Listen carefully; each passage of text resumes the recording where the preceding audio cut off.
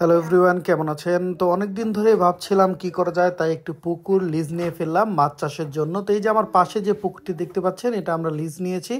তো এটা আমরা ফ্রেন্ড সার্কেলরা মিলে লিজ নিয়েছি। আজকে আমি আপনাদেরকে পুকুরের চারপাশটা এবং এটা কিভাবে কি করব, এটি সম্পর্কে বিস্তারিত আপনাদেরকে আমি আলোচনা করব। তো সুন্দর একটি পরিবেশের মধ্যে আমরা এই পুকুরটি নিয়েছি, যার এক পাশে কিনা সুন্দর বনাঞ্চল বা গাছপালা বা ধান আছে, এবং এই যে পুকুরটির চার সাইড দিকে অসংখ্য গাছ লাগানো আছে, তারই মাঝখানে এই বিশাল পুকুরটি আমরা নিয়েছি।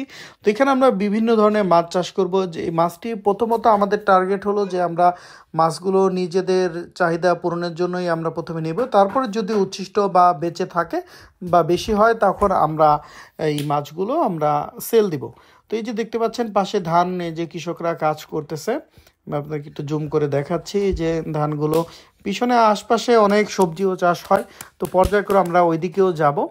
তো এই যে আমরা এই পাশে দেখতে পাচ্ছেন পুকুরের চারপাশে অনেকগুলো গাছও লাগানো হয়েছে, যেগুলো কিনা আপনার খেজুর গাছ আছে, তাল গাছ আছে এবং অন্যান্য গাছগুলো লাগানো হয়েছে। এই পুকুরে আমরা মূলত আপনার বিভিন্ন ধরনের মাছ পালন করব। তো কেমন হবে এই বিষয়টিতে আপনারা জানাবেন, আপনাদের কাছে বা আপনাদের অভিজ্ঞতা যদি থাকে সেগুলো জানাবেন। একটি নৌকাও আছে এখানে ভাঙ্গা, তো নৌকাটি পরবর্তীতে আমরা সংস্কার করে চালানোর উপযোগী করব। এটা দিয়ে মূলত খাবার দেওয়া হতো। তো এই হলো পরিস্থিতি। তো এটাই কেমন হলো অবশ্যই জানাবেন।